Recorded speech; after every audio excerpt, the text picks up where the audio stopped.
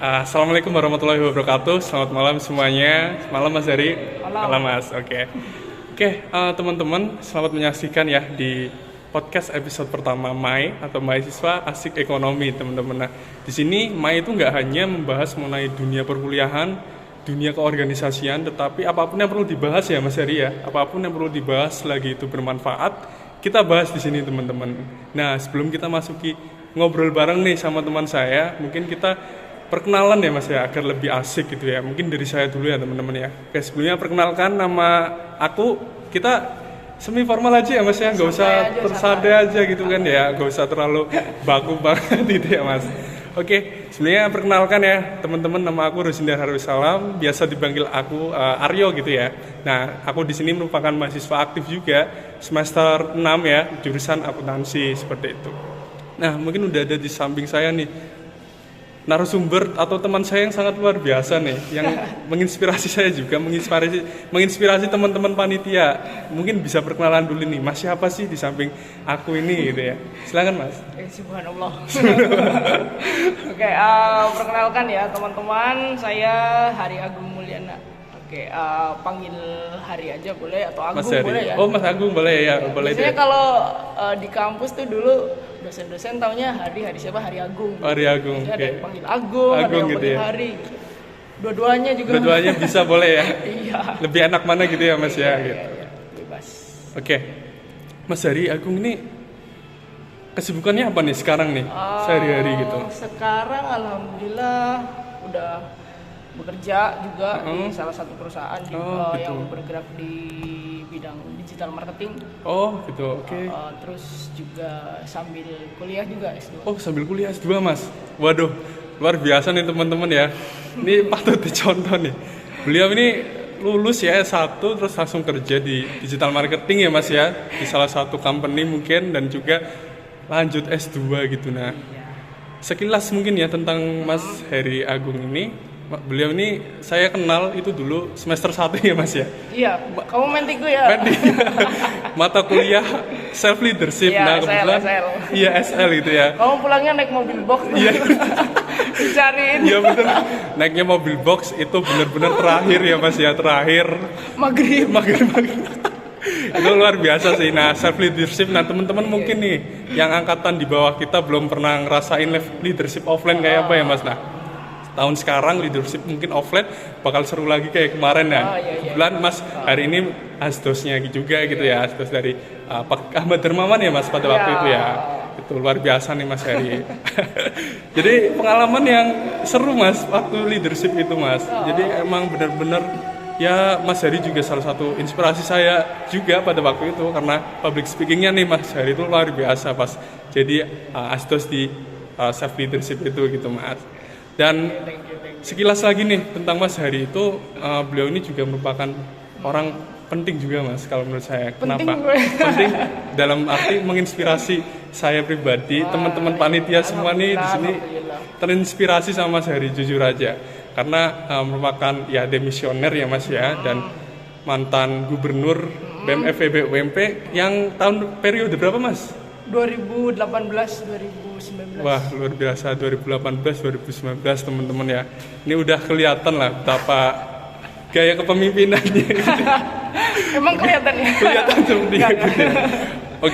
Mas Hari nih, kita lanjut lagi Mas. Mas Hari kan sekarang juga lagi kerja juga ya Mas, terus juga ngelanjut S2 gitu. Nah, pusing nggak Mas? Itu Mas pertanyaannya. Pusing, nggak salah sih ya. Iya pusing sih sebenarnya, tapi alhamdulillah sih karena menikmati aja sih. Menikmati ya, mengikuti arusnya ya Mas ya. Santai aja Santai sih. aja. Kalau misalkan aku emang pribadinya nggak yang terlalu dibikin pusing juga. Santai aja gitu. Betul. Kalau emang saat waktunya dimarahin ya udah terima aja gitu.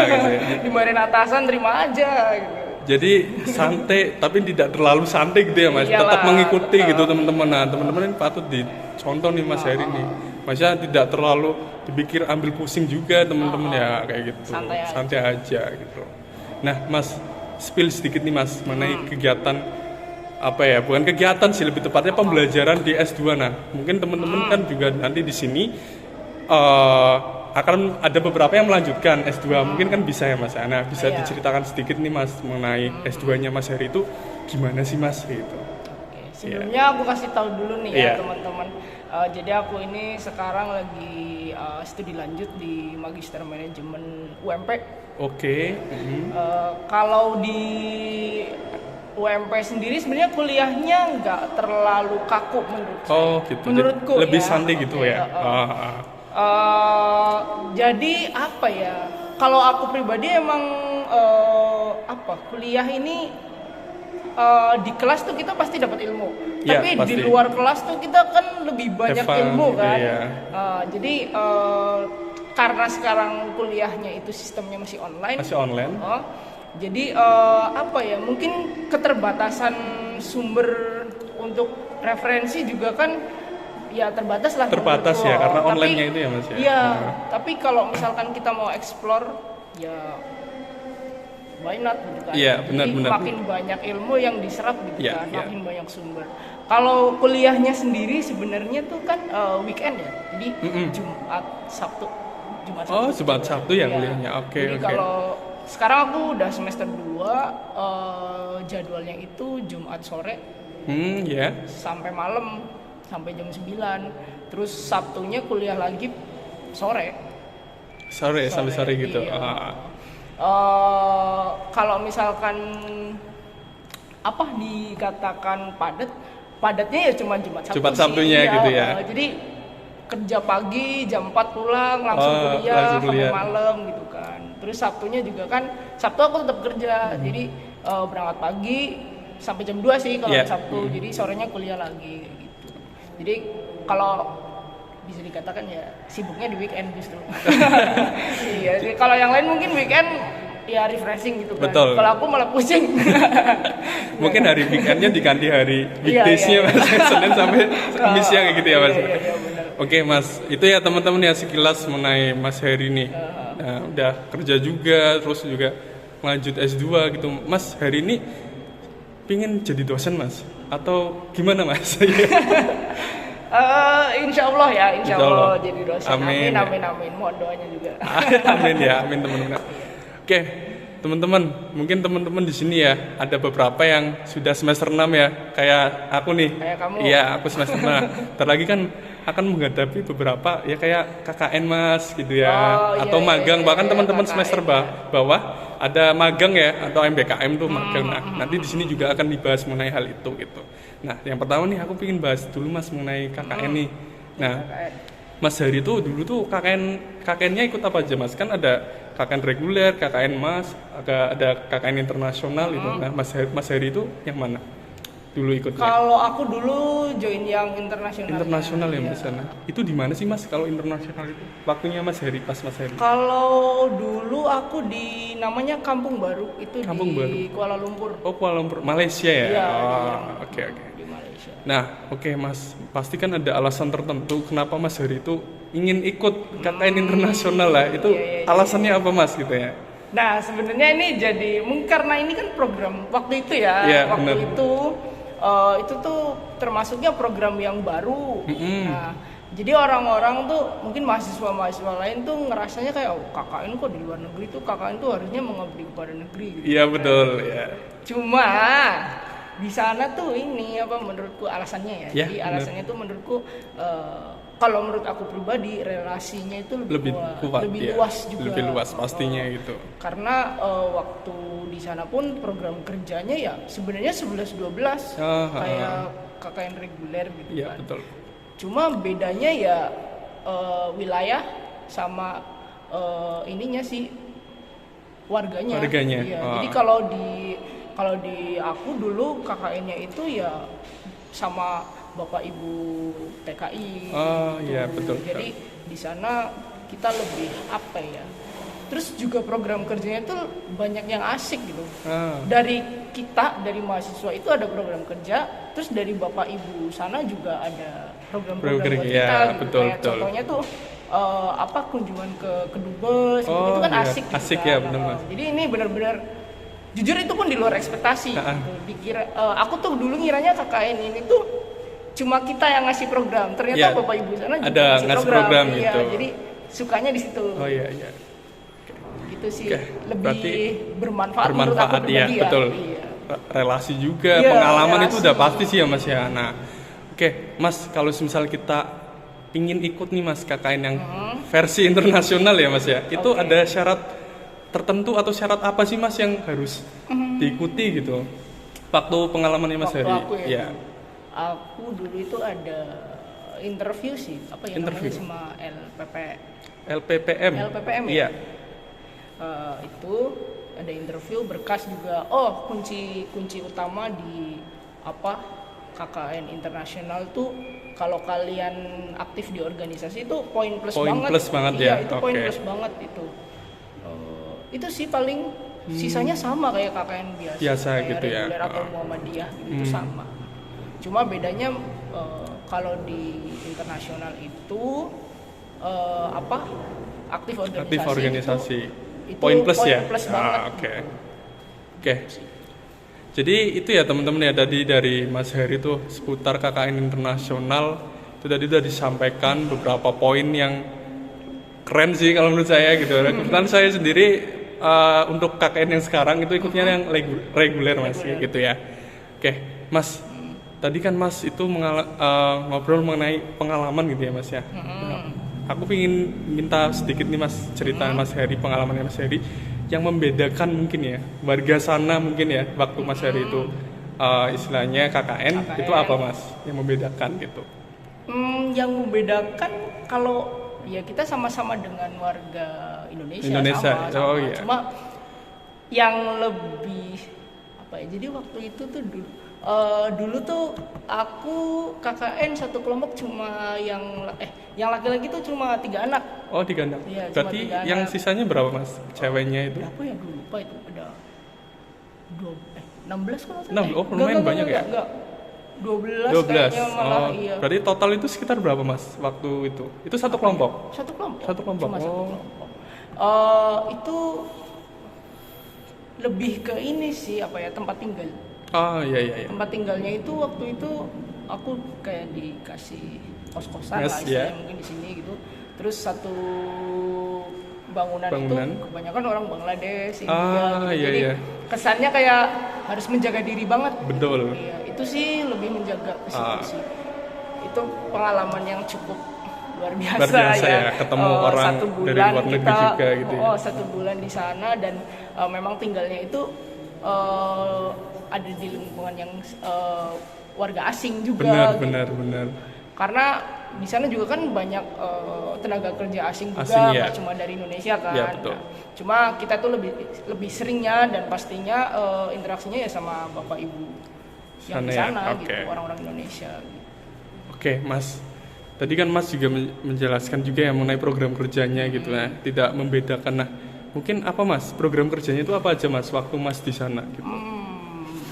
Program kerjanya, bentar ya aku sambil inget-inget udah lupa. Iya, nggak apa-apa Udah Mas. lama nih, 2019 lah 19 ya. iya, Januari. Karena dulu waktu kelompokku itu kebanyakan dari FK ya, dari kedokteran ya. Jadi Kesehatan gitu ya, kesehatan. kayak cek gula darah, terus tensi pokoknya gitu-gitu cek ya. kesehatan Oh, kayak gitu. sih kayak ya seperti itulah. Seperti itu, Kalau oke. dari akunya sendiri karena waktu itu dari FEB cuma 3 anak 3 ya. anak, Aku sama 2 cewek dari akuntansi. Iya.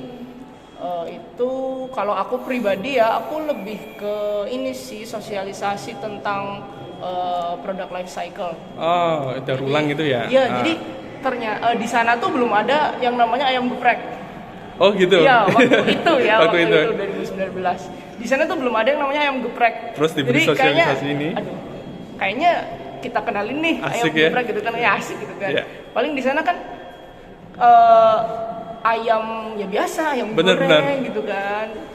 Ya mungkin bolehlah Bisa kita masukin sosialisasi gitu. masukin situ ya? Dan alhamdulillah sih sama bapak ibu di sana diterima dan itu senang, Antusias Iya. banget ya. Itu dibikin sekalian gak Mas ayam gepreknya gitu? Iya, Bikin langsung. langsung, iya. Dan responnya warga sana enak ini gitu. Enak, Wah, enak. itu keren banget sih teman-teman ya.